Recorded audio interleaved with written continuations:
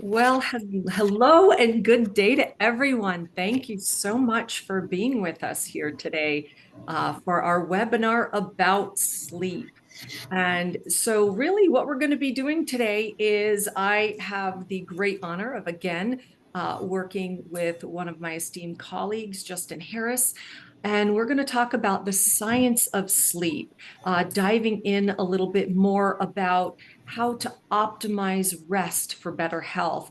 And, answering some other questions that a lot of you have been very interested in. We've gotten some great feedback from previous sessions we've had talking about sleep. And I'll tell you, it is a huge subject. There's just so much to it, so many things involved. And considering that I personally find it to be the foundation of good health, not just a pillar, but a foundation.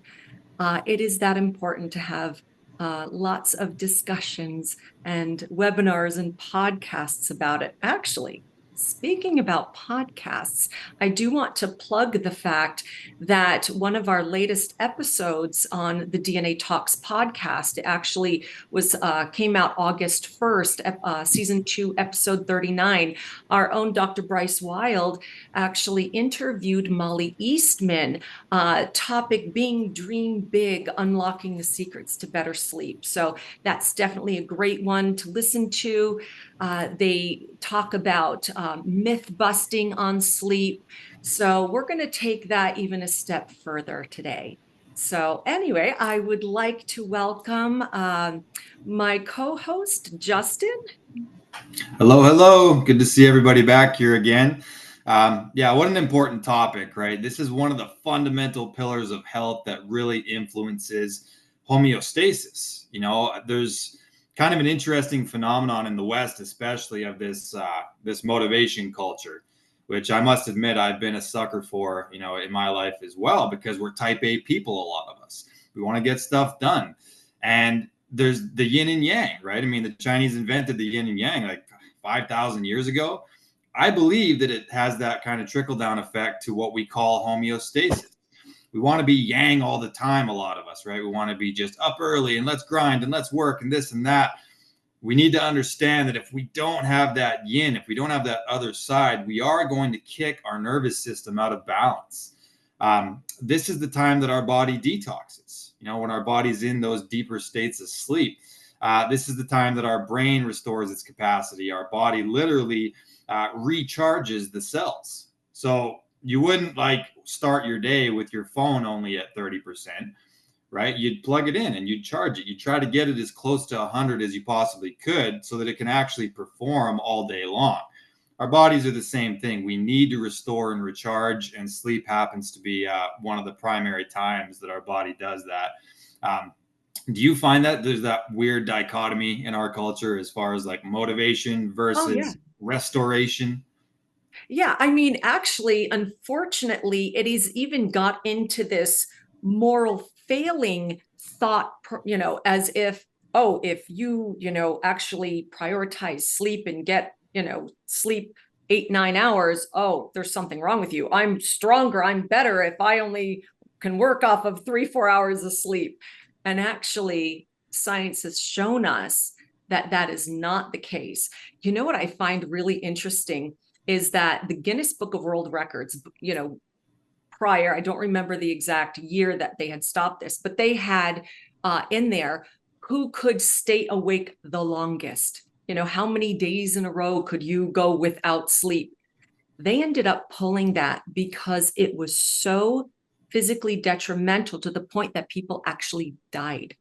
Yeah. So, it just goes to show you also for the fact when you consider genetically that sleeping is conserved across all animals, there's a reason. And also for the fact that, if this were such a evolutionary process and we have evolved to become, these magnanimous species that didn't need sleep, well, then we would be able to function and process without much of it, but that's not the case at all. So considering the fact that we still need it, We still need it. It is necessary. And, as Justin had mentioned, and as I mentioned a little bit before, when we're talking about the importance of sleep, it is important because one, it helps us physically heal. It helps us recover from illness. When you're sick, what do? You rest, you sleep. Okay, that's how you get better. Helps us deal with stress. It helps you solve problems. There's work going on in your brain and dreams and all of these other things. I love the old saying when your grandmother, if you were having an issue and problems, sleep on it, honey, sleep on it. It's okay. Go figure that, now that we have scientific evidence that proves that that actually is the case. But also, it helps to consolidate those memories. It helps bring our short-term memory and shift it into our long-term memory. That's done during sleep. So we can empty the cache of that, initial learning to put it in the long term. It improves motor skills.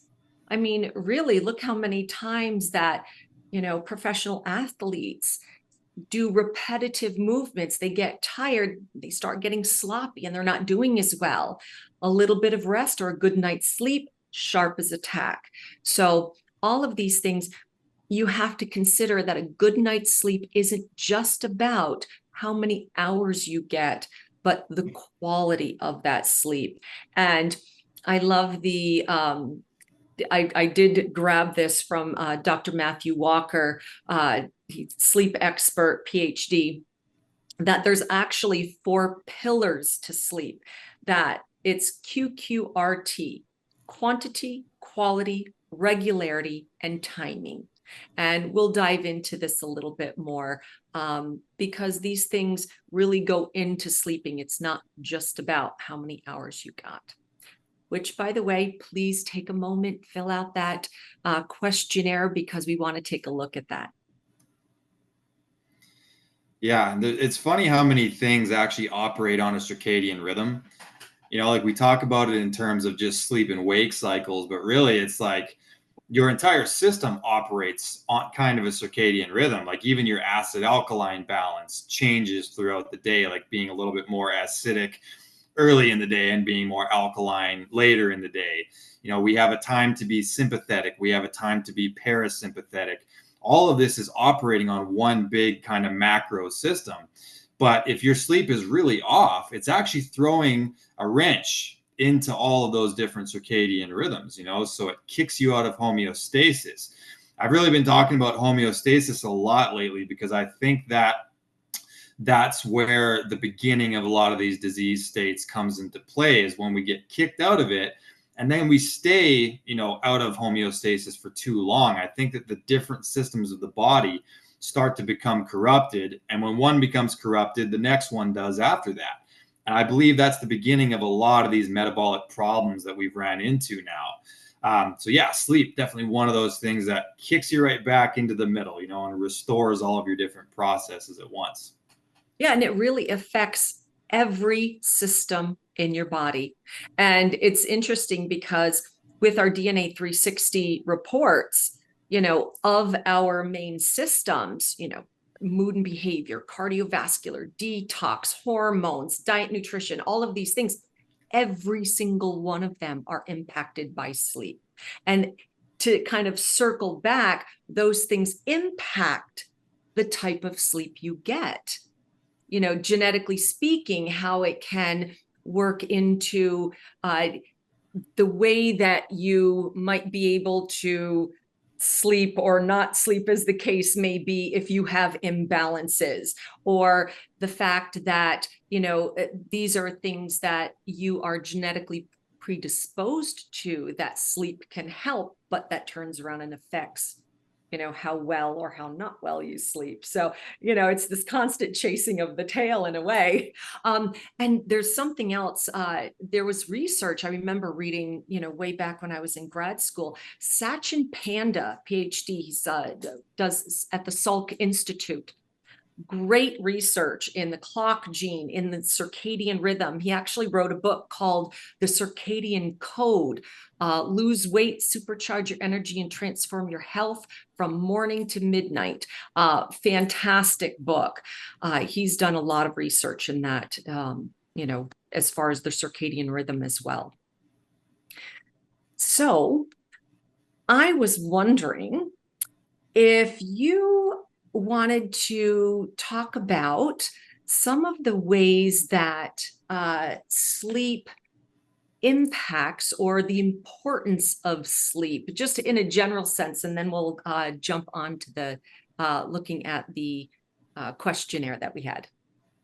Yeah. So, as you mentioned, there isn't a single system of the body that doesn't rely on this critical restoration period that we're supposed to have every day. So, for example, when your brain gets into these different waves, like when it gets down into the more relaxed states like theta, for example, that's when the cellular house cleaning actually takes place. It doesn't do it so much when it's in an alpha state, it does it more when it's in a theta state, right? So that actual detox capacity, which we've talked about at nauseum because there's so many genetic correlations, that won't happen properly if you're not actually getting proper sleep cycles. And we'll go over what those actual cycles are later. All of your anabolic hormones, right? Melatonin is an anabolic hormone, as is testosterone, as is growth hormone. Those elevate at night as your cortisol drops. So that's where so much of this tissue healing, right? Wound healing, if you've got any kind of an injury or if you just work out a lot, your anabolic hormones are released during that time, except for insulin. That's also an anabolic hormone, but that's a bit separate. So yeah, cellular house cleaning, your body's ability to detoxify, your body's ability to regenerate and recover.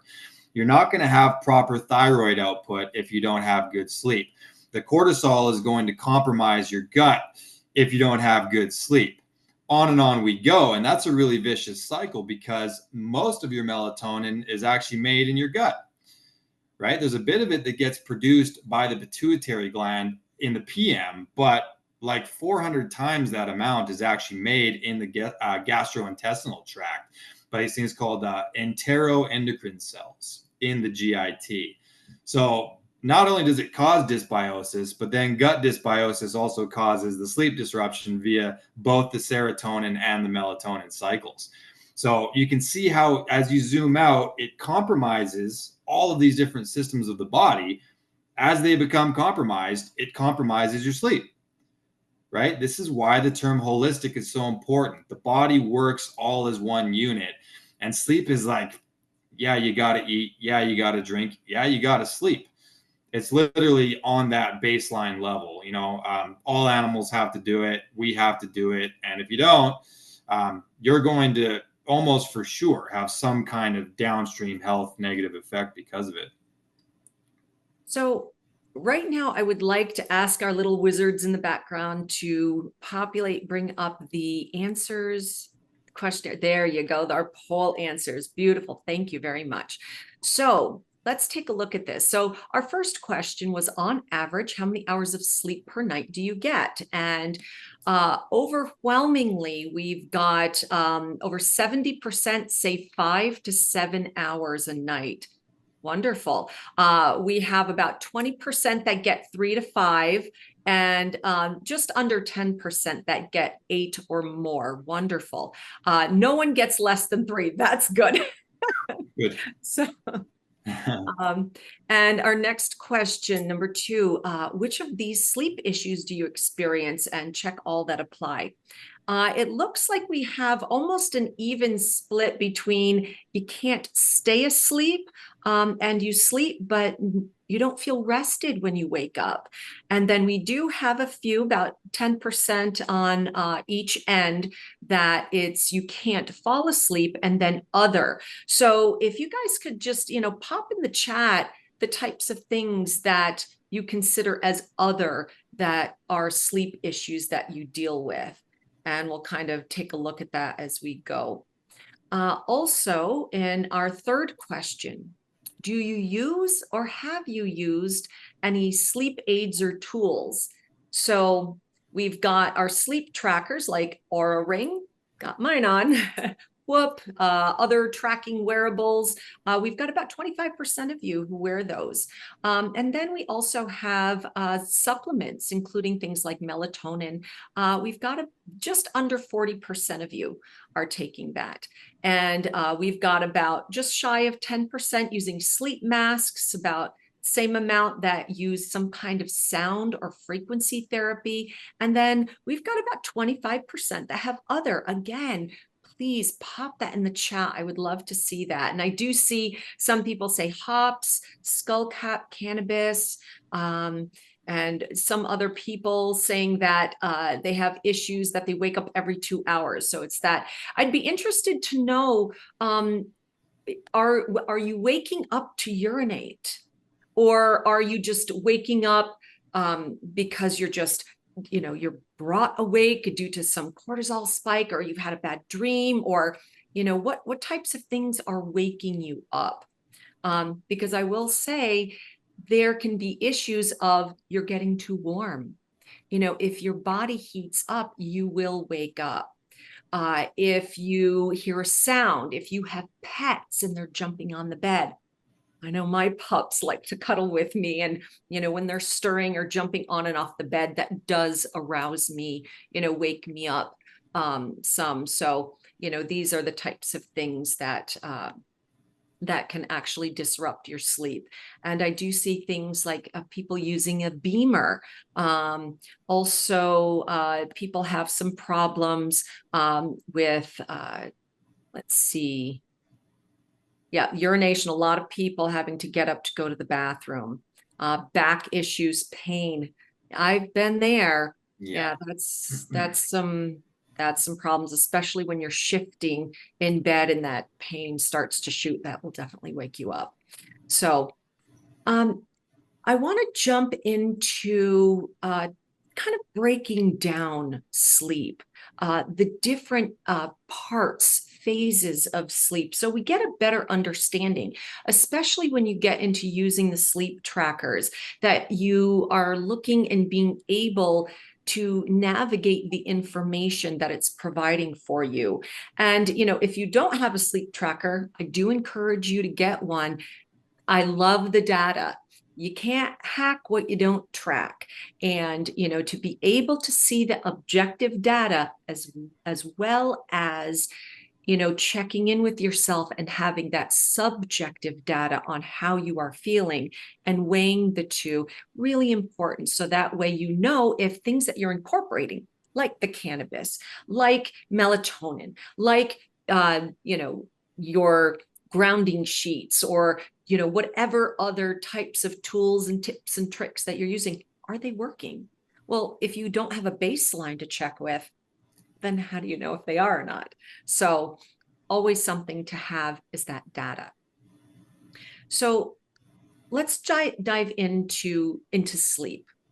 Now, sleep is very complex, and breaking it down into the most simplest phases, there really are crucial differences. And your two major differences are your non-REM and your REM. Now, REM being rapid eye movement, and then obviously non-REM is the non-rapid eye movement. So there are actually two essential kinds of, when we start getting into non-REM, actually there's three, but because for the non-REM, first of all, what does it do for us? Non-REM sleep, this helps your body wind down, and it helps you to fall into the deep sleep, which is also a non-REM sleep. This allows you to feel more rested in the morning. It helps you do that physical healing that I talked about, recovering from illness, dealing with stress, all of those types of aspects. It also plays that role in memory consolidation and boosting the immune system. Now, as compared to REM, that rapid eye movement time period, this helps to bolster the learning and memory. This affects your mood, your memory, learning efficiency, recall, helps the brain regulate the synapses associated with the types of motor learning. And it is really important that during this time that you are, well, okay, let me put it this way. During REM sleep, this is when you're dreaming. That's part of the reason why your eyes are moving. And this is also a time that, we can kind of jerk around and move and like as if, you're actually living, but there's a relaxation in the muscles. So you're not actually acting out what's in your dreams. So let's talk about the parts of non-REM. So the non-REM, there are different stages. So the first stage is your light sleep. Now, this is the lightest stage of sleep. This is where you transition from the wakefulness stage into that relaxed, you experience that muscle contraction, relaxation, that sensation of falling. Here, the brain waves start moving into from your beta, which is the active wavelengths, into the theta waves that Justin was mentioning earlier. These are slower than the alpha waves because you move from beta to alpha to theta. And this alpha is actually seen in wakefulness, but in more like just a slow breathing calm. But this takes it a step further. And this actually, this stage 1, okay, the light sleep, typically makes up about 5% of your total sleep time, or at least optimally, that's where it should be. Then we've got stage 2 of your non-REM sleep. This is a deeper light sleep. In this stage, your body starts to get more relaxed. Your heart rate slows. Your body temperature drops. Your brain begins to produce those sleep spindles and K complexes. Dr. Walker gets into this and really explains so beautifully in his book, Why We Sleep. And you can also find a lot of information on his page, and he's got videos about it. And during this time, when we're talking about your entire sleep, this stage should occupy around 45 to 50% of your sleep time, making it the longest stage in your entire sleep. Then we have stage 3 of your non-REM. This is your deep sleep. This is that slow wave sleep. This is the most restorative phase of sleep. It is crucial for physical recovery and immune function. During deep sleep, your body's processes slow down significantly, and it can be very difficult to be awakened. This is often the time, like if you try to wake someone up during this time, they will startle awake and like not know where they are, be very, very disoriented. It's because you've woken them up out of a deep sleep. And I'm sure you've probably felt that yourself before if you have been woken up out of that sleep. And optimally, when we consider the amount of deep sleep. Oh, by the way, deep sleep, this is your delta wavelengths. So, before we had the alpha and theta, deep sleep is your delta wavelengths. And this dominates, these wavelengths dominate that stage. And really deep sleep should constitute about 15 to 20%, or more of your total sleep time. And more of it should occur earlier in the night, and then it starts tapering off less and less with each particular sleep cycle, which lasts about 90 minutes. And you generally have about 3 to 4 throughout your sleep period. And then the final sleep stage is your REM sleep. Remember, your rapid eye movement. This is the dreaming state. And this is really important, this phase, for emotional processing, memory consolidation. Your brain activity during this time is very similar to actually when you're awake. Your eyes move. So you're going to have some of that alpha wavelength. You're going to have beta and theta, and you're going to be moving in between these different wavelengths with that mixed waves. And when we're talking about how much optimally REM sleep should you get, and this should make up between around 20 to 25% of your total sleep. So with longer REM periods occurring in the second half of the night, less in the first half. So remember, the first half of your entire sleep, deep sleep should dominate, with REM sleep being a little bit. Then as you start moving into the earlier mornings and into the latter part of your sleep, REM sleep time should dominate. Deep sleep should be shorter. Yeah, and let me add to that too, because there's people talk about the importance of getting to bed at a certain time, and I'm completely in agreement because of what you just said. Right, like they say that the hours of 10 p.m. to 2 a.m. it's really important to have a good sleep cycle there, because you're in the state of deep sleep, which is more associated with the physical restoration. The REM sleep is better for that cognitive restoration, right? So we want to make sure that we're getting a good amount of that deep sleep so that we can actually physically recover from the day's activities. So try to be in bed at a certain point so that you can fall asleep for 10. You're going to double up on the testosterone and growth hormone benefits that way as well. And really, your melatonin should be dropping, or so should be rising 12 hours after your cortisol peaked in the morning, give or take. So we should start that whole transition process. And if you can be asleep by 10 and get a really good quality sleep cycle for that first 90 minutes, you're going to get the best possible, injury rehabilitation and what have you. So pay attention to the time you fall asleep. So let's dive into what to do.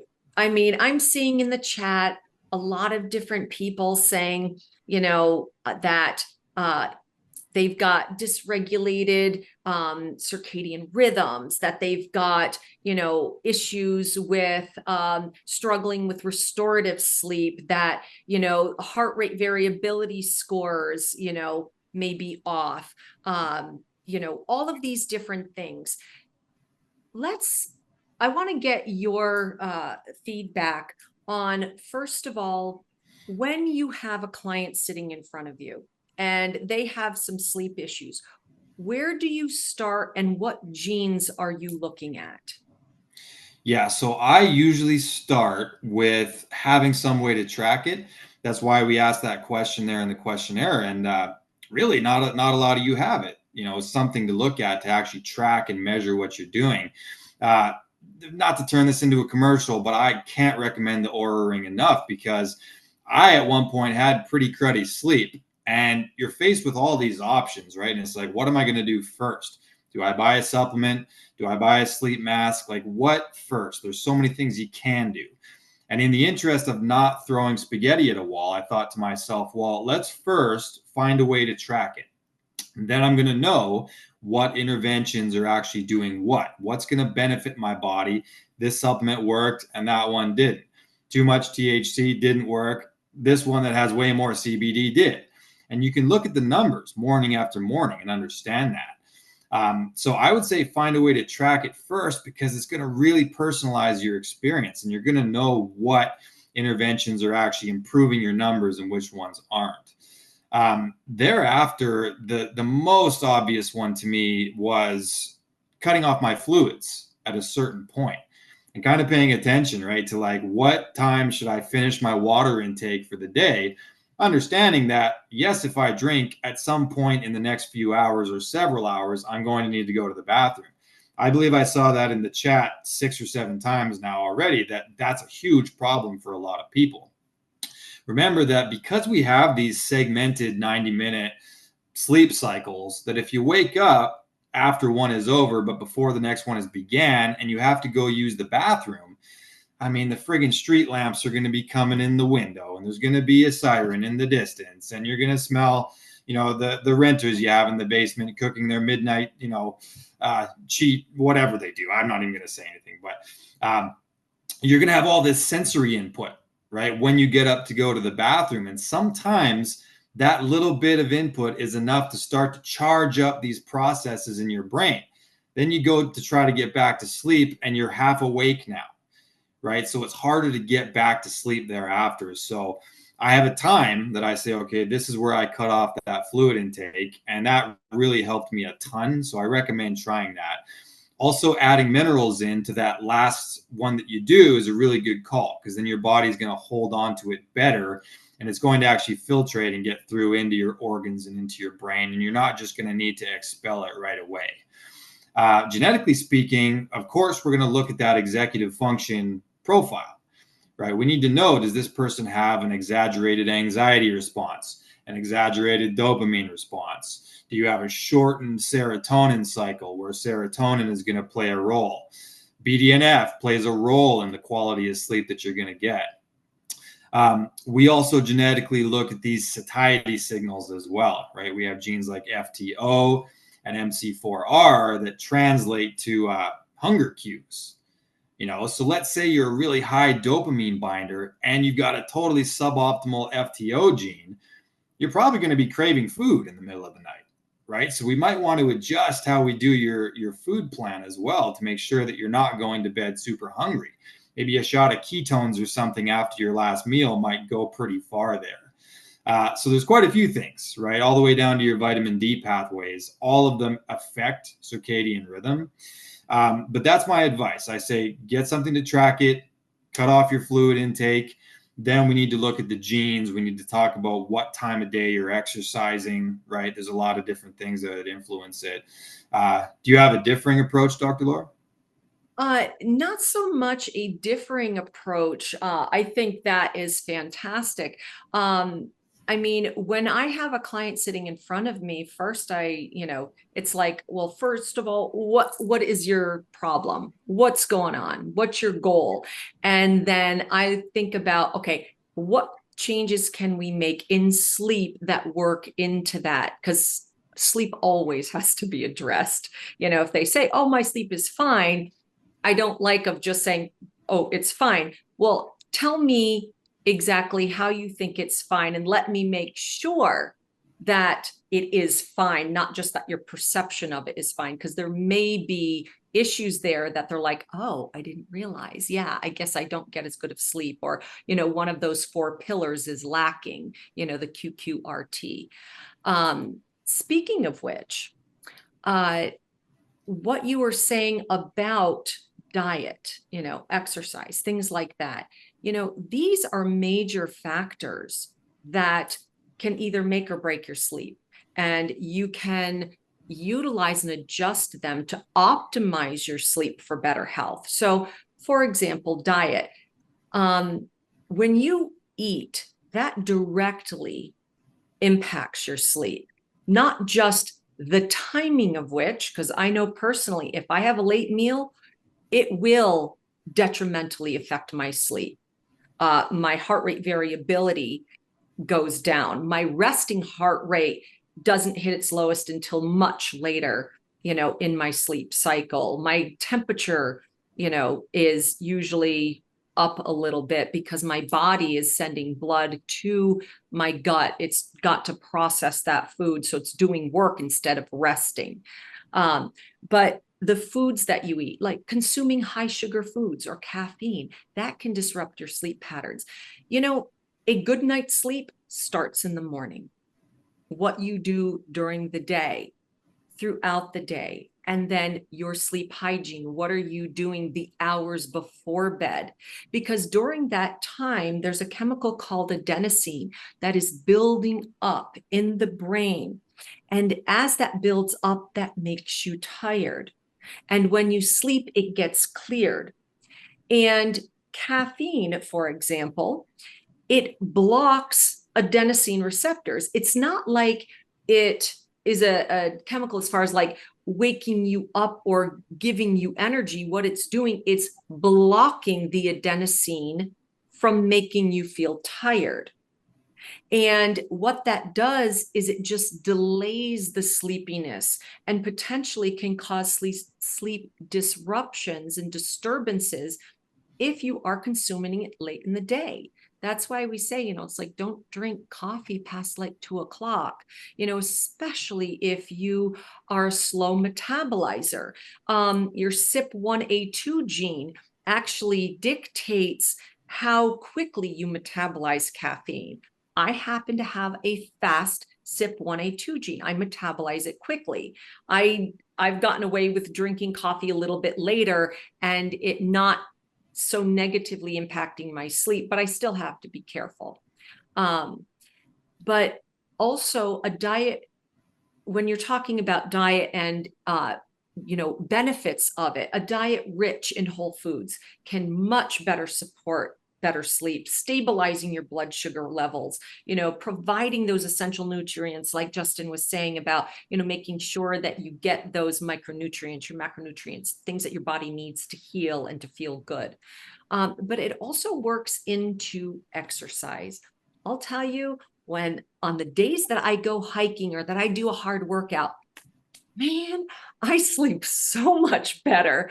I tire my body out. My head hits that pillow. I'm ready to get some sleep. So, really regular physical exercise improves your sleep quality, and it really reduces the time that it takes to fall asleep, increasing that deep sleep that is so necessary. Stress management. I saw in the chat that people, their monkey brains, just rattling on. And this is something we really look at your mood and behavior profile. We look at that to see, gosh, are you someone that clears your neurotransmitters quickly, or do you have dysregulated BDNF, the brain-derived neurotrophic factor, or one that has an epistatic effect with TPH2, where what ends up happening is that because of a dysregulated BDNF or a suboptimally acting one, that makes you ruminate. It makes your mind not want to stop. I actually have one. I have the epistatic effect. And I know that when my head hits the pillow and everything is quiet, what's still chattering? That monkey brain. And I'm thinking about all the things, oh, I didn't get this done, or I've got to take care of this, or, oh, what that conversation, playing again and again in my mind. And we can see from your genetic profile if that is you or not. And this is where we can start implementing techniques, journaling, meditations, prayers, breath work, things like that, getting that chatter out of the brain onto a paper or out, through the voice, to release that. So that way it allows your brain to be quiet, to fall asleep. And the same type of thing, like if you're waking up and, you can't fall back to sleep. If you're laying there for more than 20 minutes, get up, go to a different room, because your body will start associating the bed to doing something other than sleep or sex. And that's what the bedroom is for. So, if you have a TV in your room, get it out of there. Don't watch TV in your room. It's for sleep. But if you can't fall asleep, go to a couch, keep the lights low, do something until that adenosine buildup, starts making you drowsy again, and then go back. I know Justin has already talked about light exposure. Get off your devices, that blue light. Oh, that's awful. And that's one of the reasons why I'm wearing my Viva Rays. Yeah, it's daytime here. I'm in California. It's still light out, but if I'm in front of blue lights, and that can cause strain, that can create stress in my body. So I want to lower that. So, I wear these. When it starts getting sunset, I put on the orange lenses. So be mindful of your light exposure. So what other things would you incorporate and do? And then we'll start jumping into questions. Yeah, so there's so many moving parts. I would say that with regard to the adenosine receptors, a good protocol that you can do, especially if you happen to be more of a slow CYP1A2. I'm gifted, as well as you, Dr. Laura, in that regard. Fast CYP1A2 enzyme, so I can go ahead and caffeine up if I have to. But a good little protocol to reset your adenosine receptors when it comes to caffeine is to do like a 4 on 3 off kind of approach with your coffee. And when I say off, I mean decaf, right? You can still have your ritual and smell it and taste it and get the polyphenols and all these great things. But it's a good idea, to do a few days of a caffeinated coffee and then do 3 days of a decaf coffee. And I'll do that sometimes anyway, even though I have a fast sip 1A2. I just think it's a good idea to not become reliant on those stimulants. And I'll share what I do as I, on the decaf days, I'll go ahead and add some non-stimulant based nootropics, right? So it'll be a decaf coffee plus a lion's mane or something like that, to where I still get that neurotransmitter boost. And other than that, it's just a cup of coffee, right? But I've actually subtracted the thing that's binding to the adenosine receptor to help them kind of reset. Or if you're just a full-on, coffee addict, you may just want a week or two completely off of any caffeinated beverage. Sip 1A2, by the way, it's all stimulants. So it would be like ephedrine and friggin' kratom. I mean, there's a lot of different things than caffeine to consider there. But I really like transitioning onto a nootropic that is not stimulant based for those days, and you don't really have to have that lag time. You could use like a cacao tea, something that's a little bit dopaminergic and is still going to make you feel really good and have some health benefits, but you're not just taxing those adenosine receptors. So that's a little strategy that I use there. With regard to light hacking, that is a really prevalent factor here, because blue light, it only takes like a matter of seconds to shut down melatonin production, right? Obviously, being the primal guy, I'm going to relate it back to the fact that our ancestors, unless they lived on the top or the bottom of the world, they had a pretty obvious rhythm. And as soon as it's dark out, there's no reason why you would see blue light at all until the dawn, right? So our brains don't know how to do that. So if all of a sudden we've got blue light right in our face and it's like midnight, our body just instinctively goes, oh, it's not nighttime, it's time to get up, and cortisol rises right with the blue light. So there's a thing called a low solar angle that exists in the morning as well as in the evening, and your brain's really perceptive. It actually knows the difference between these different light wavelengths, right? So in the morning, it's kind of a combo of a blue and yellow light, but it's at a low angle. So your brain actually knows that, oh, the sun is low, it must be dawn. So if you can go outside and look into the horizon, I'm not saying look at the sun, obviously, look in the direction, right, to tell your brain and kick that circadian rhythm off and say, all right, low solar angle, blue and yellow spectrum, it must be morning time. Then in the evening, go ahead and do it again, because now the sun is also at a low solar angle, but it's kind of a yellow red at that time. And your brain will inherently start to kind of marry itself, to those rhythms of the sun. So that's a great way to start light hacking with kind of a free habit that you can do. I'm a big fan of, we all know True Dark as far as the glasses as well. Like we really like the Viva Rays as well. But True Dark has these stickers that I find really interesting, because they're red stickers that you can put over top of like the blue light coming off the oven timer or whatever, the microwave. I don't use microwaves, but anything that has that blue light projecting off of it, you can actually cover it up with some of these translucent stickers, to where if you do get up in the middle of the night to go to the bathroom, you've kind of covered yourself there. Like you're not being exposed to that blue light. So that's a great way to do it, on top of using the glasses like you and I use, Dr. Laura.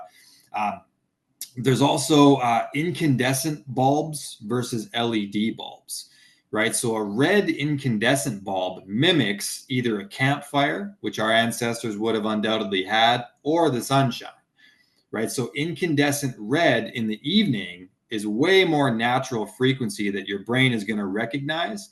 And if I have lights in the evening time, I try to have them low, right? Because my brain's going to go, oh, that's a campfire, it must be evening time. And that's all it's going to be able to respond to. So those little things, using incandescent red and having the glasses, can really help almost trick your brain into telling it what time of day it is.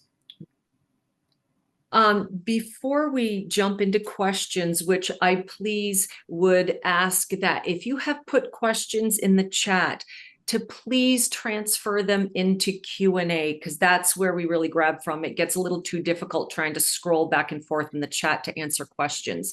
So if you have a question, please put it in our Q&A. So before I jump into that, really just an overall recap and tapping back into the 4 pillars, QQRT, quantity, quality, regularity, and timing. Touching on regularity and timing, you really want to establish a consistent sleep schedule, going to bed and waking up at the same time every day. That helps to regulate your body's internal clock. And we're even talking on vacations, on weekends, keeping that consistency along with making sure that you have the quantity of time. Obviously in your work week, if you're only doing like 5 hours of sleep, that's not quite enough. You do want to try to adjust your schedule so that way you are getting, that 7-8 hours of sleep.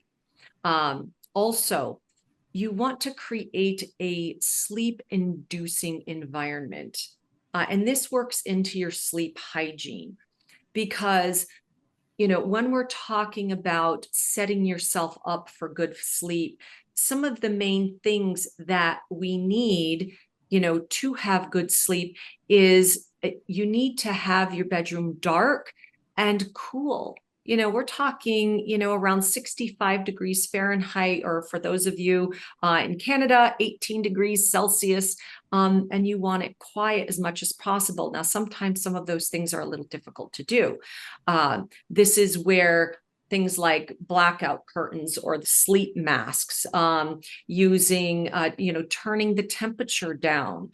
Honestly, in the winter, I actually crack a window to get that cool air coming in. Yeah, I'll have my blankets, but I sleep better with that cooler air.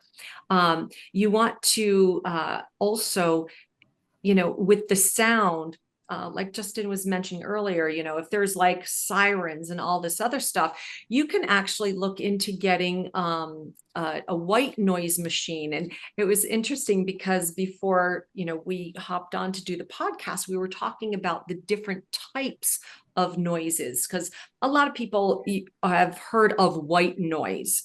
But many of you may not have heard of pink noise. And you're probably like, pink noise? Really, both types of these sound signals, they're used to promote relaxation, focused sleep. It helps to drown out other frequencies. But the differences, for example, white noise actually contains equal amounts of energy across all the frequencies, which means that it's like the static, similar to a radio tuned in between stations. And it can be very intense. It can, it can be a bit more general noise masking, okay? As compared to pink noise. Now, pink noise is a little different because it has equal energy per octave, not across all frequencies, but across the octaves, meaning that the power decreases as the frequency increases. So it's less harsh than white noise. It's actually described as having more balanced, natural sound, a little bit easier, more like the sound of a steady rainfall or wind or rustling of leaves. And that's why they have those types of different sounds on the sound machines. And people find that it's more relaxing, puts you in a better state as compared to, say, white noise. So those are the differences, with two of the more popular different sound aspects, but also putting into account of, if you do have a pet, barking or moving around, making sure that they're all set, that they're not waking up. Or, if they do jump on your bed and you like to cuddle them, that you either go, okay, it is what it is, or, not allow them on the bed so they're not waking you up as much. Different aspects that you can do. And I did want to mention before I forgot, about the waking up having to urinate. Very interesting thing that your mouth, when you fall asleep, your mouth falls open. Your mouth will dry out.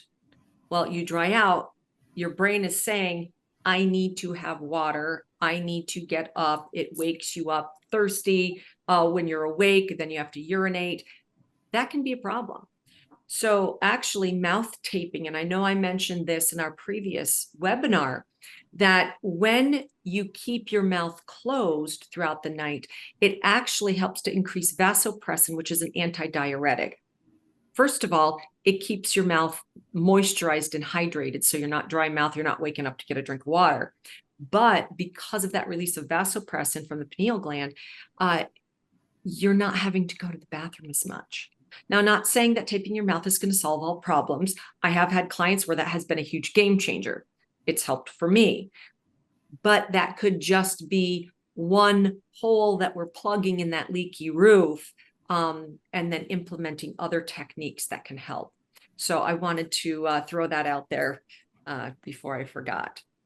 Yeah, there's a company called Hostage Tape, and it's pretty cool. They've got, I believe they actually pair it. So they have mouth tape, but they also have like a nasal strip to kind of help dilate a little bit. And a lot of interesting research about carbon dioxide retention in the body and how many different health benefits you can have just by making sure that you're not sitting there mouth breathing the whole time. To your point as well, as you breathe out of your mouth, you really do lose a lot of water and minerals too, right? Just from expiration. So it can contribute even to that kind of morning migraine a little bit as well that a lot of people have, because you're a bit dehydrated between sweating and expiration. You can lose up to a pound of water total throughout your sleep. So it could even have a downstream effect of almost keeping you hydrated while you sleep. So an interesting thing there, but check out Hostage Tape. It's a pretty interesting website. So I want to start jumping into the questions on the Q&A. And Barbara Hill has a very interesting question. And she asks, what do you know about delta sleep-inducing peptide? She said she understands that it's best as a nasal spray, but not available in the US. And okay, so yes, there is a peptide known as delta sleep-inducing peptide, DSIP.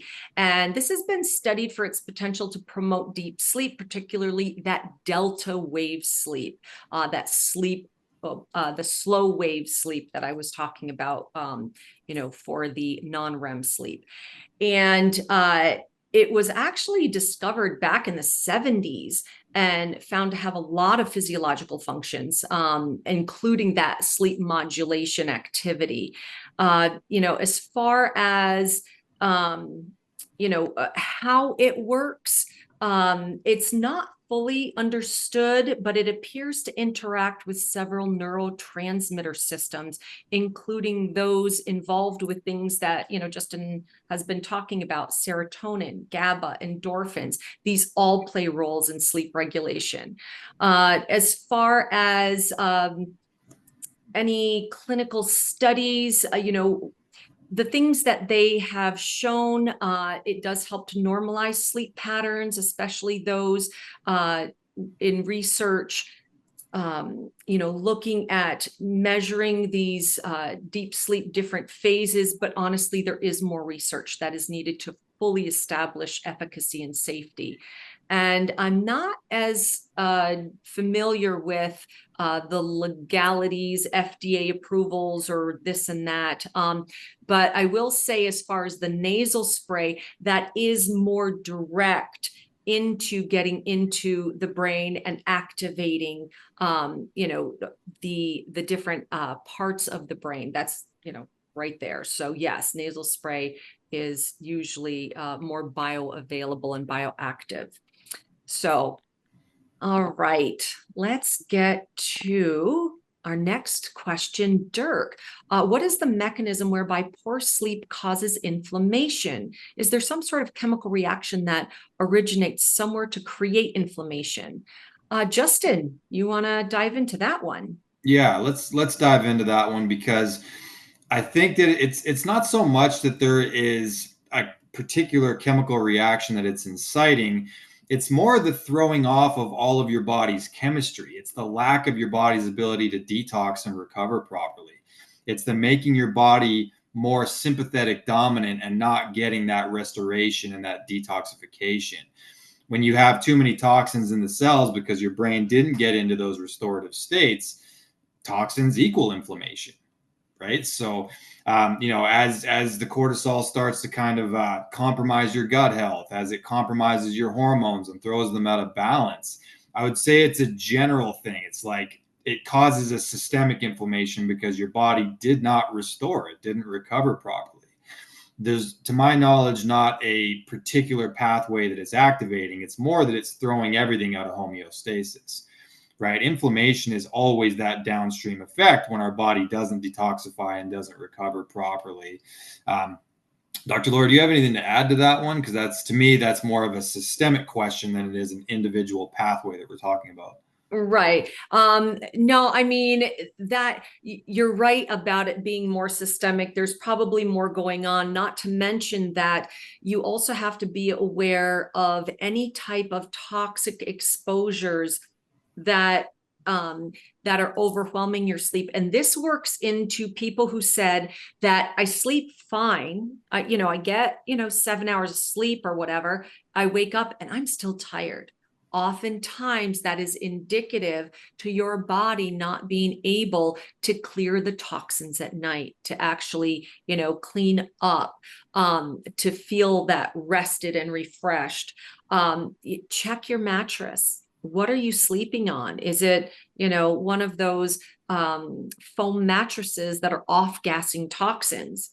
I mean, we're exposed to enough toxins during the day. You don't need to be exposed to it 8 hours, on your pillow and on your mattress, or, are your sheets washed in these synthetic, strong scented, perfumed laundry soap and fabric softeners.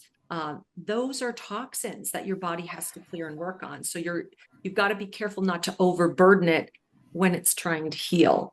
So yeah, those are areas, and that can actually incite inflammation. So all right, next question. Martha Stark, she says, in general, are we striving to have deep sleep early on in the night and then REM later on in the night? And related to this, if your deep sleep is pretty much confined to the earlier part of the night, does that mean that your body somehow knows that it does not need more deep sleep? Okay, so this gets into the sleep cycles. As far as, remember how I said that we sleep in these 90-minute chunks, where in these 90-minute chunks, this is where you go through the different phases of the non-REM, the 3 non-REM and the REM.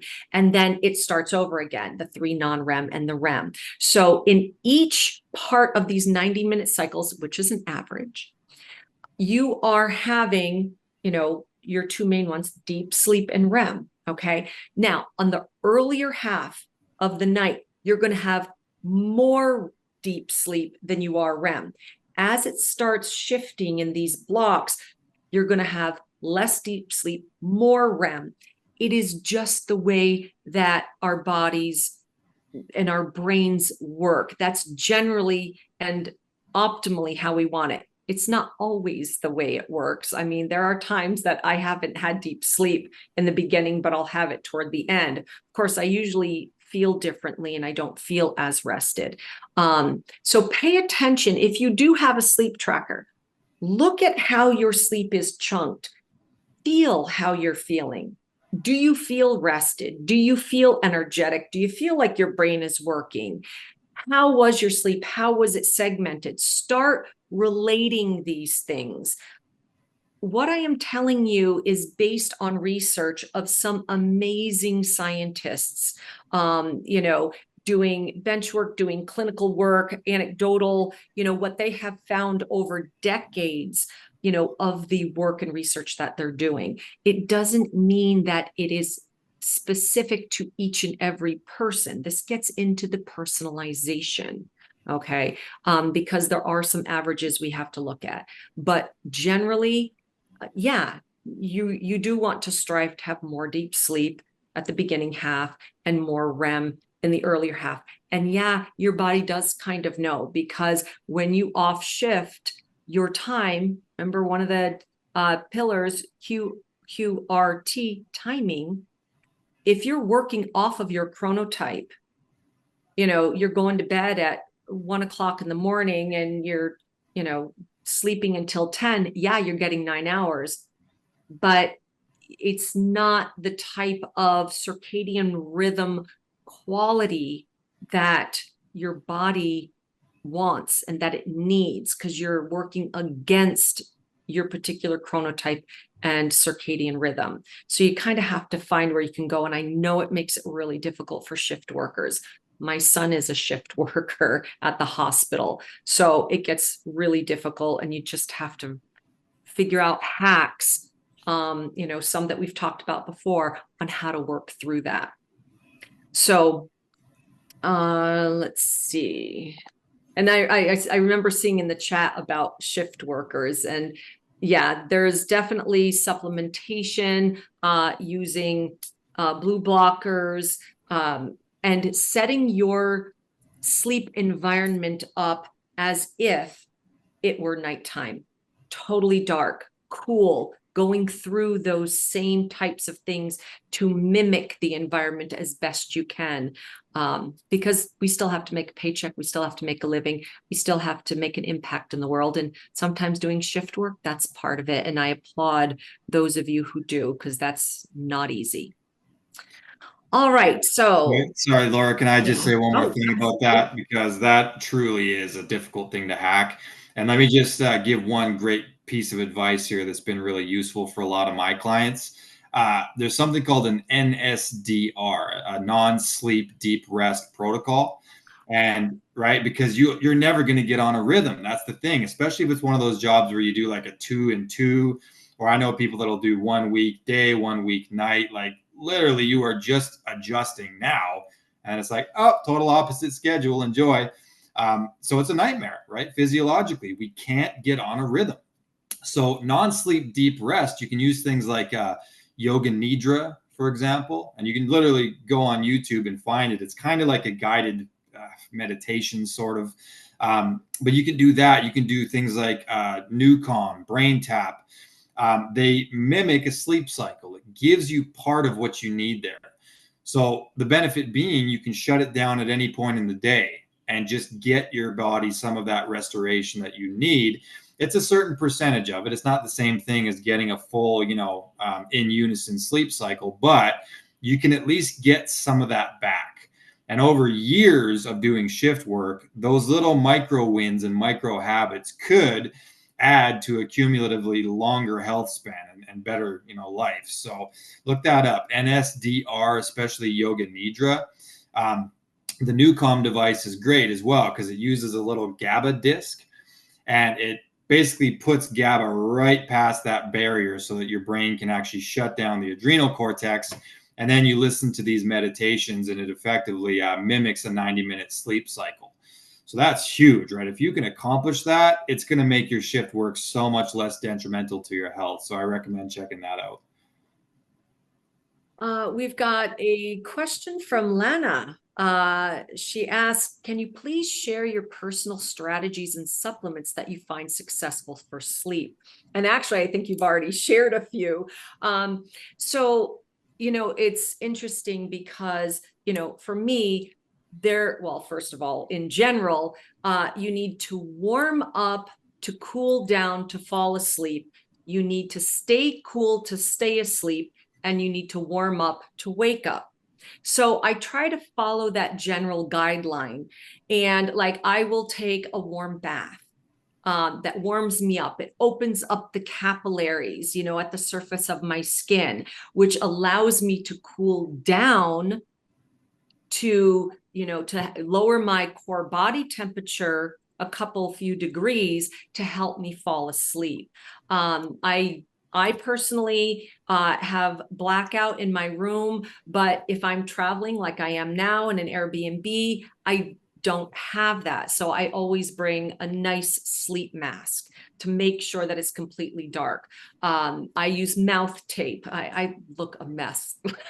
when I sleep, it's just like, okay. Um, I put into place these things. I make sure that the temperature, I mean, no matter where I am, unless I'm, sleeping outside, I can control the temperature in the house. Like I'll make sure that the air conditioning in summer, air conditioning is turned down nice and cool. And I had already mentioned, like in the winter, I'll actually crack open the window to have that cool.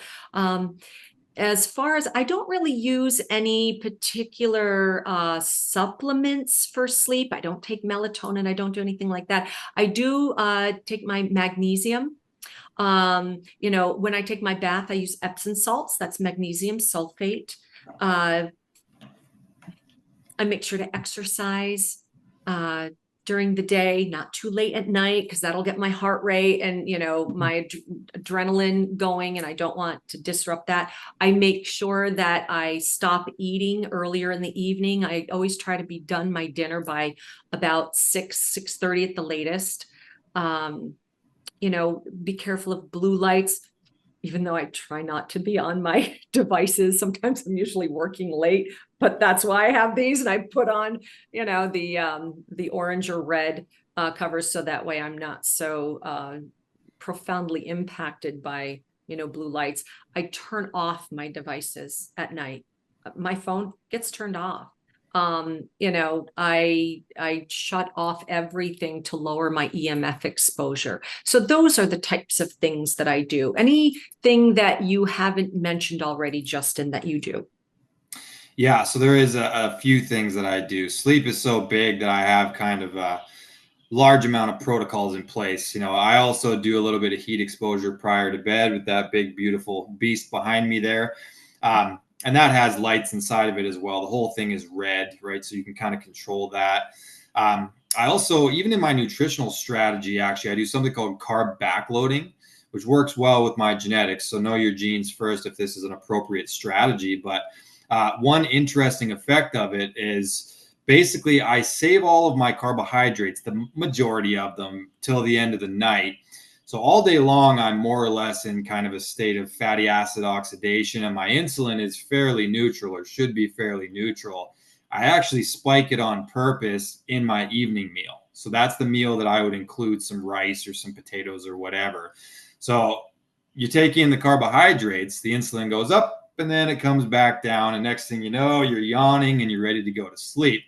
What happens is when you load your body with those carbohydrates after being depleted all day, it actually creates a little dose of serotonin. And then that serotonin translates to melatonin and can actually improve your sleep quality.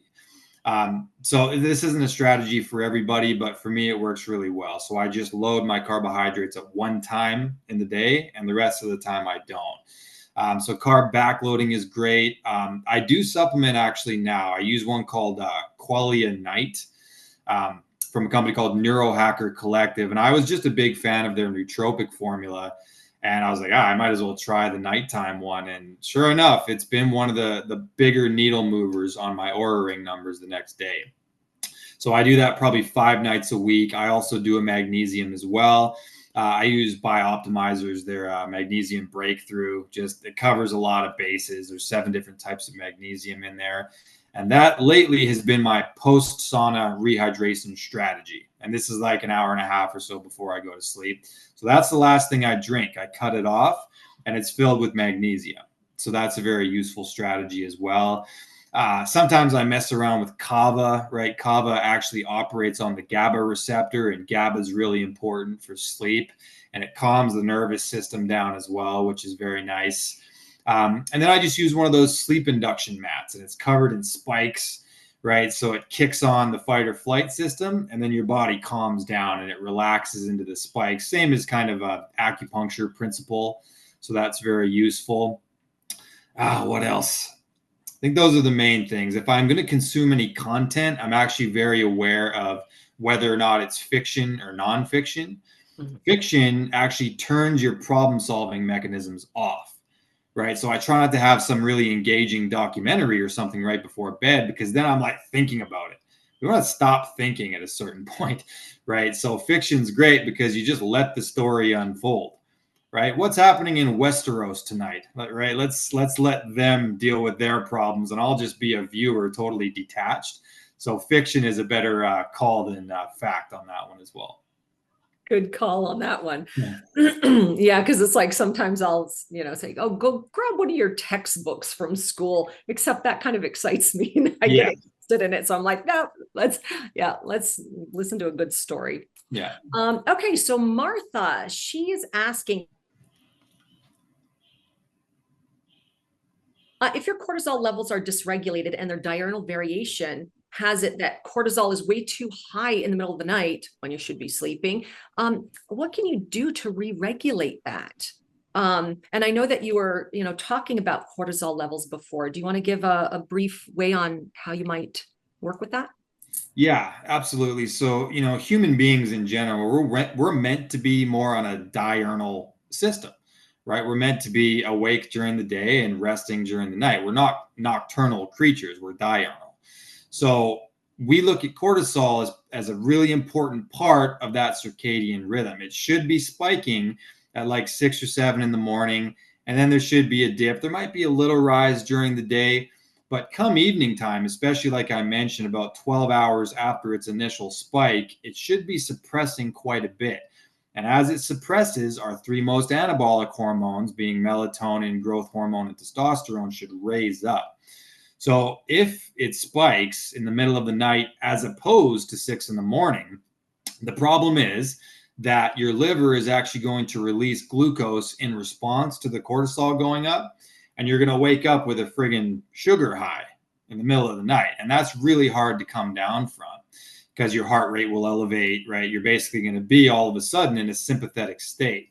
So there's a few things going on there. Sometimes if you go to bed with too much on your mind, and that's why Dr. Laura mentioned journaling, right? Instead of thinking about what needs to be done the next morning, you've got to actually write it down. So now you're not going to forget it. Too much on your mind, going to bed stressed, thinking about bills and things that stress you out, it can actually pull that cortisol release back to like 2 or 3 in the morning instead of 6 or 7 in the morning.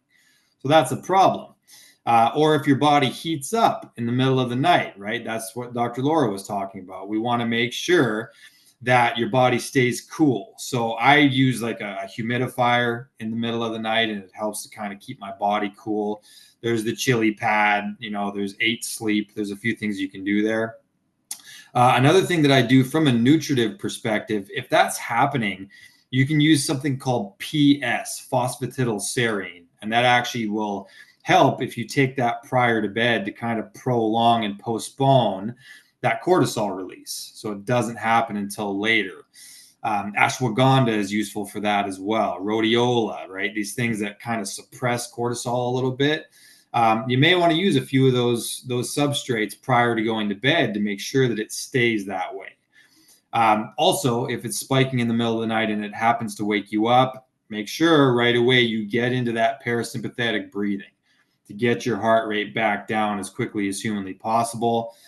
Those are all great strategies for that. Did I leave anything out on that one? Yeah, I think you pretty much covered it. And I mean, it's also one of those things where, let's take a look at, what's going on in that person's life. I mean, this is where, working, with one of us, let's take a look at your DNA 360, which, by the way, we have a promo going on, where if you buy a bundle with the DNA 360 and the de-aging, you get $115 off the regular kit price. And we'll have one of our little magicians in the background drop the link and the information about that. So a great time if you haven't already, get your DNA done, find out, empower yourself by getting that information to see where you can really zone in and start making changes. And again, not just throwing spaghetti at the wall, but actually seeing where you might be lacking, where you're strong and can lean into. And then that way, start implementing these tools and techniques to your benefit in a more efficient fashion. So I've got another question from Lana. And she is asking, how does estradiol and progesterone influence the quality of sleep, and what are the mechanisms? Well, okay, first of all, estradiol and progesterone. So these are two key hormones in female reproduction. I mean, obviously men have it too, but it really is more impactful when it comes to women, especially in early years, but also as we move through perimenopause, menopause, and, when you don't have them. And if you are looking or are on any kind of hormone replacement therapy. So these two particular hormones, they do significantly influence sleep quality, particularly through their interactions with the neurotransmitters and other regulatory mechanisms in the brain. So let's look at estradiol. So estradiol, this is a form of estrogen, and generally it has a positive effect on sleep. It helps to reduce the time it takes to fall asleep. And this is where women in menopause, if they're not getting very good sleep, if they do go on hormone replacement, with the estradiol, they generally get better sleep again, because it does help to increase REM, and it helps reduces the frequency of these awakenings throughout the night, also with hot flashes. It works on specifically serotonin modulation because it increases the activity of serotonin. It also increases the density of serotonin receptors and the synthesis of the serotonin, which again can promote more stable and restful sleep. It also works in thermal regulation. This is where I was saying that it helps with the night sweats. And really what it does is it helps to stabilize that temperature during sleep, which obviously is very important, so you're not waking up. As Justin was talking about cortisol, estradiol can also modulate that hypothalamic pituitary adrenal, the HPA axis, and that helps to reduce the secretion of cortisol. And like he was talking about, if you are waking up or you're getting that spike, like that diurnal variation, where it's spiking at night, that can actually help to regulate that and lower it. When it comes to progesterone and sleep, progesterone has more of a sedative effect, and obviously that can help promote sleep, and it can also reduce insomnia. This is especially important during the luteal phase of the menstrual cycle when progesterone levels are higher. So when we're talking about mechanisms, it really has a GABAergic action. Okay, it enhances the action of gamma aminobutyric acid. So that's a neurotransmitter that has that calming effect on the brain. It's opposite of glutamate, okay, which is the excitatory neurotransmitter, and it does so by increasing the sensitivity of the GABA receptors, promoting relaxation. In temperature regulation, progesterone increases core body temperature slightly, which can initially make it a little bit more difficult to fall asleep, but subsequently it can drop in temperature, which obviously helps. Remember, I talked about temperature, warm up to cool down to fall asleep, stay cool to stay asleep, warm up to wake up. Another factor would be respiratory effects. So progesterone has been shown to stimulate respiration, and that obviously can be beneficial in reducing sleep apnea, particularly in women during the luteal phase of the menstrual cycle or in pregnancy. So a lot of different aspects here, but those are some of the highlights of those two in their effects on sleep and their mechanisms. So let's see, next question. We've got a few more that, I don't know if you guys don't mind. I do want to get through the rest of these questions. We may go over a little bit, but I think that, if we still have interest, we'll continue on to get these questions answered. All right, so let's go with Stephanie's question. If the last half is REM and a rise in cortisol, then why why I can't be a morning sleeper. Wake, hold on. Let me read this a little bit. Why can't sleeper? Okay, so basically she's asking about what is she supposed to do when cortisol rises and then she can't sleep through it. And I think this comes back to what we were talking about earlier, Justin, in the rising cortisol. So, you know, when that happens, if you want to just very quickly reiterate some things that you can do to help get back to sleep when you have that.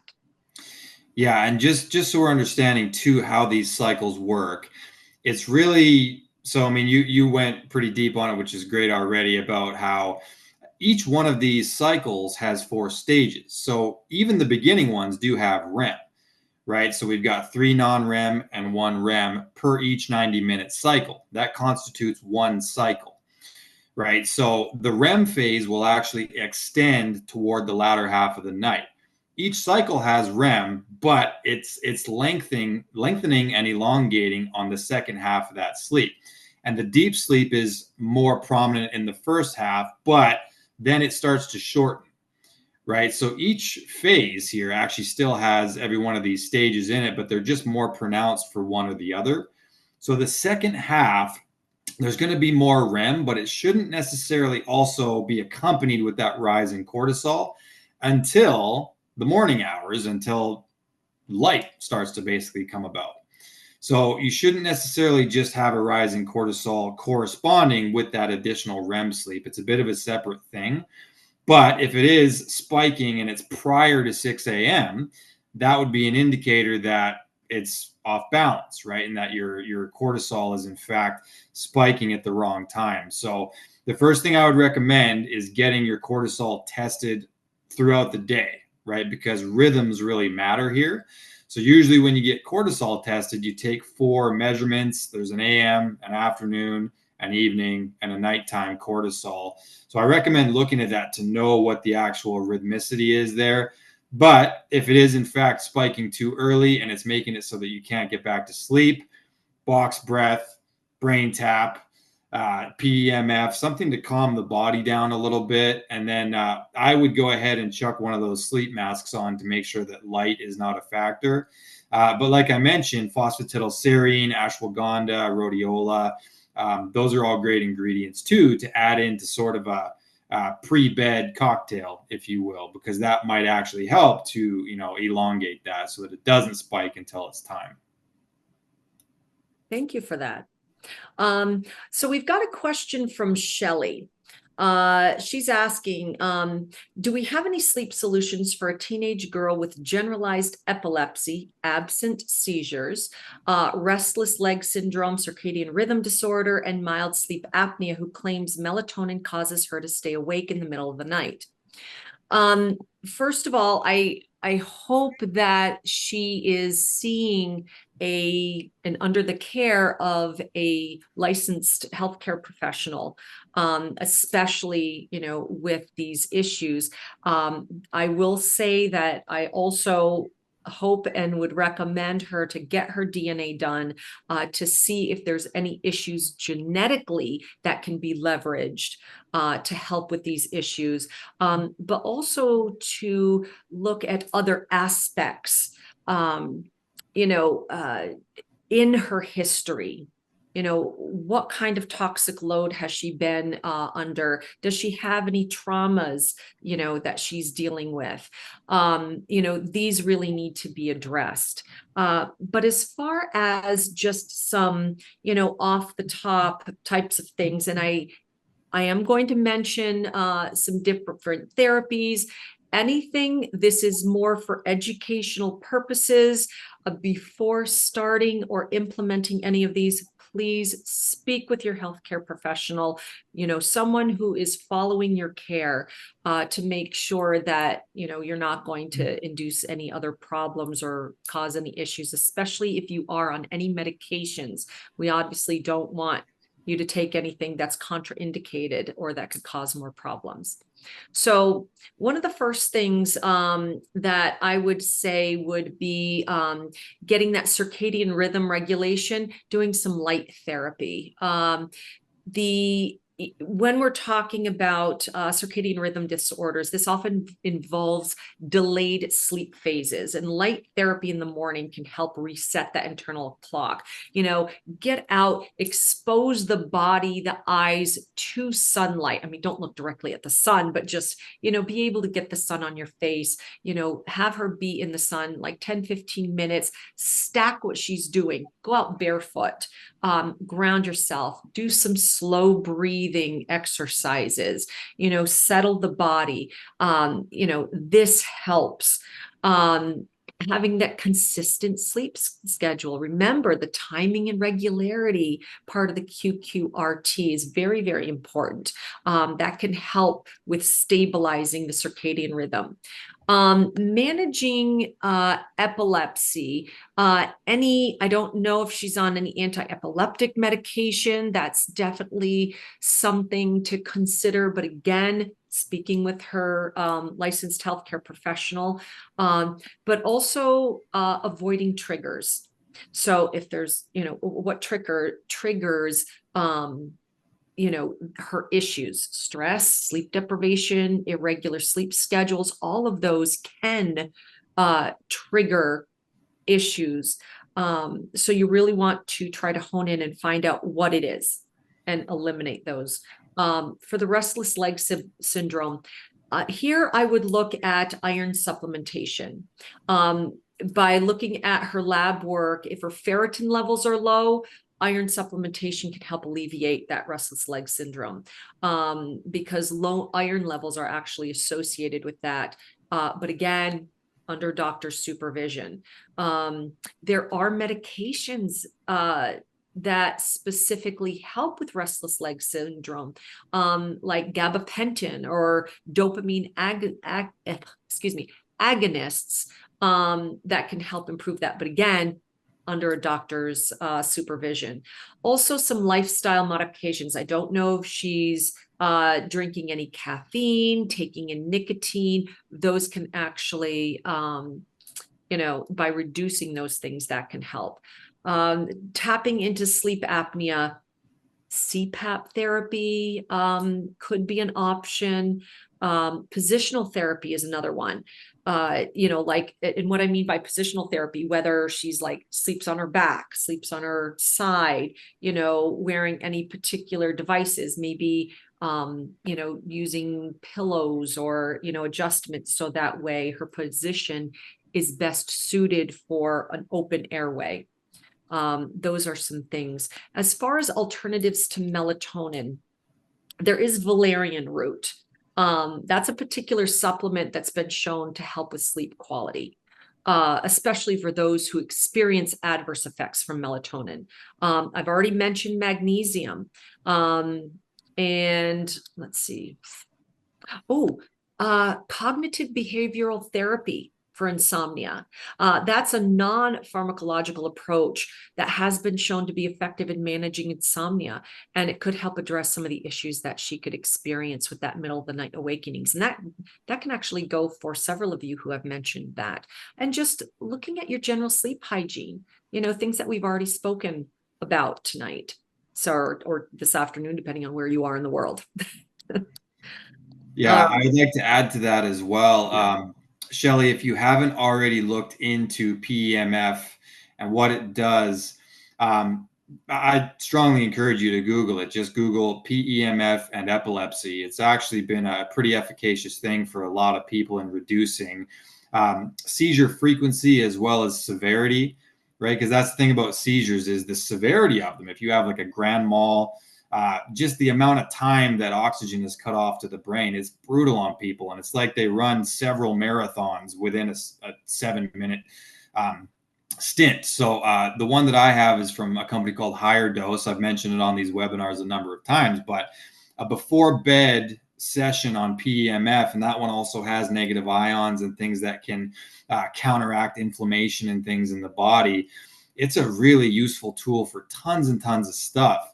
My stepdaughter has a really rare medical condition that's got a lot of downstream effects, one of which is, in fact, epilepsy. So we try to get her on that mat, every night prior to bed. It's a little 20-minute session that you do. And I'll say that anecdotally, anyways, we have seen improvement in circulation and energy levels in her as well. And it does have some pretty good evidence that it would reduce the frequency and severity of those seizures. So I really recommend looking at that as well. All right, let's get Lana. She's got some great questions tonight. She's asking, what are our thoughts on magnolia bark for sleep and what product would we recommend? Well, magnolia bark actually is traditionally used in Chinese medicine for its calming and sedative properties. It really works, and this is a word that I used earlier, GABAergic activity. So it actually contains compounds as hinokiol and it's called Magnolol, I think. yeah, magnolol. There we go.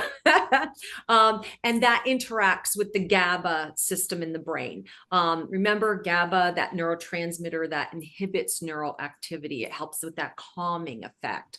And really, research has shown that magnolia bark's activity is similar to that of benzodiazepines, which are commonly prescribed for anxiety and insomnia. So, but I mean, there are still possible side effects. It's generally considered to have fewer effects and a lower risk of dependency than, the benzodiazepines. It also helps to reduce cortisol levels, which is really nice. So, there's that. Oh, what also it does? It has antioxidant and anti-inflammatory effects. So that actually can be very helpful when we're talking about systemic inflammation. Reducing that inflammation and that oxidative stress really helps to create that internal environment that is conducive to sleep. There's wonderful research on that. And it actually has been shown to influence serotonin levels, which is the precursor to melatonin. This is really important. So, obviously, if we can upregulate the serotonin and thereby the conversion into melatonin, you're promoting better sleep. So, do you have any other comments or any comments on that? Not really. It's definitely one of those things that operates on the GABA cycle, and it's great because most just oral GABA supplements, they don't really cross the blood-brain barrier, so it's difficult to elevate your GABA levels via just a normal supplement. But herbal extracts that operate on the pathway are usually a pretty good call because it kind of stimulates the pathway as opposed to just taking GABA. So I think it's a great idea. Yeah. Wonderful. Two more questions. Martha is asking, what is a good average respiratory rate for while you are sleeping? And then she also asks, what is a good heart rate variability score while you're sleeping? And, with these, there are some general rates that are good, but ultimately it gets down to you, especially when it comes to heart rate variability, because there are some people that their heart rate variability is very high. Some people, it's generally lower. Compare it to yourself rather than, the masses. But in general, a good average respiratory rate would fall between the range of like 12 to 20 breaths per minute for most healthy adults. Obviously, that rate can vary depending on several factors like age, fitness level, overall health. But really you want it to slow down, especially during REM sleep, it could become more irregular. But again, look at it for yourself. Like things like the Aura Ring, you can actually look at your respiratory rate while awake and then compare that to at night while you're sleeping and see what your delta is. I would say heart rate variability. This is one that is really a lot broader in range. But I would say that a good heart rate variability score typically ranges from about 40 to 70 milliseconds average. Athletes or those in really good health might have an HRV of about 70 milliseconds. They can peak, spike up like 100 or something, but I'm, talking more of the average. When you're stressed, I notice it on mine, I'll drop in the teens. I mean, it's really bad. And I know that my body has not recovered very well, and I don't get as good sleep when it's really low. So, what are yours that you find, Justin? Yeah, so that's it's dependent on, there's actually different ways to measure HRV as well. And that's an important thing, right? Like if you use the Aura ring, it measures it in a particular way where I'm hoping that it's going to be the higher the better, right? If it's going to be kind of in the 40s. Um, I'm blanking on the gentleman's name, but the guy that does the podcast with Ben Greenfield, his name's Jay something. He did a really, really good deep dive on HRV where he went into all these different methods and really what it means when you have these varying scores. For me, I try to get it into at least the 40s if possible. And I know if I'm overtrained, like if I'm working out too much and I'm totally out of homeostasis, it gets down into the 30s, into the 20s, even. It gets lower. So I really look at that. The respiratory rate is exactly what you said. It varies by age, right? So younger people, and I mean like all the way down to being kids, they can have a lot less breaths per minute. Typically, it actually goes by age range, and the older you are, you're going to start to have a little bit more. But there's a number of factors, right? Fitness level, different things that go into that. So you're absolutely correct, and I'm in agreement with you on that one, Dr. Laura. Okay, our last question of the webinar is from Shannon. And Shannon is asking, what ideas do you have for someone who is physically active in their sleep state? We're talking walking, talking, yelling, and more. Any ideas would be helpful. Melatonin makes it so much worse too. I gotta say, I am so sorry, for either you or whomever you're speaking about that is having to deal with that. That can be very difficult. And, actually, this is called parasomnia. And there are several strategies that might help. First of all, you want to create a safe sleeping environment. Really, safety first. Make sure that the area is clear. You want to prevent any injury during episodes like sleepwalking and other activities. This, things like, moving any sharp objects, locking doors and windows, making sure that you're not like going outside and putting yourself in harm's way and, walking in the street and you can get hit by a car. Bedding considerations. These would be things like having your bed low to the ground or placing a mattress on the floor to reduce any risk of falls. Obviously that can be, problematic. We don't want you, falling from a high mattress. Same types of things as far as improving sleep hygiene, that regular sleep schedule. Remember your QQRT, winding down, setting up, a nice environment to get yourself ready for bed, to not be stimulated, to avoid triggers, the foods that you eat, the things that you do, all of that will impact your ability to sleep better and to re-regulate your body into a more restful and safe sleep cycle. Look at your stress management, reducing any stress and anxiety that can exacerbate that parasomnia. So these are techniques: mindfulness meditation, deep breathing, progressive muscle relaxation, things like that. Also, something I had mentioned earlier, that cognitive behavioral therapy, counseling can help. Even doing EFT, emotional freedom, the tapping. we want to calm the nervous system and obviously avoid any triggers. The melatonin you said makes it worse. Caffeine, nicotine, which I've already mentioned before, heavy meals, we've already mentioned before.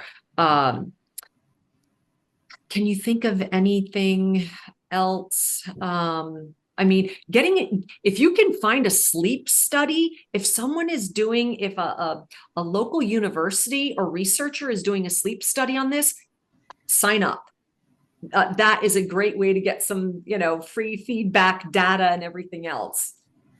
Yeah, because that can be a really the actual etiology of where that's coming from could be complex. Like it could be brain injuries can cause stuff like that, medications, post traumatic stress, alcohol. All these different things can be factors in that. So that's one where I would at least recommend maybe a coaching program if it continues to be really bad. I would just want to know a few things about how the brain's wired and stuff, dopamine pathways, anxiety pathways, because yeah, it could be stemming from any number of situations. So generalized brain health, I think, matters there as well. Anything that's good for your brain, right? Ketones and micronutrients, things that impact it. Detox capacity, right? There's so many people walking around with heavy metal toxins and things in their brains, and it can actually impact behavior in these different things. But you're right, a good sleep study, as much data as possible to see what the heck is going on there would be what I would recommend. But yeah, calm the nervous system, meditate, all those things are a great starting point for sure.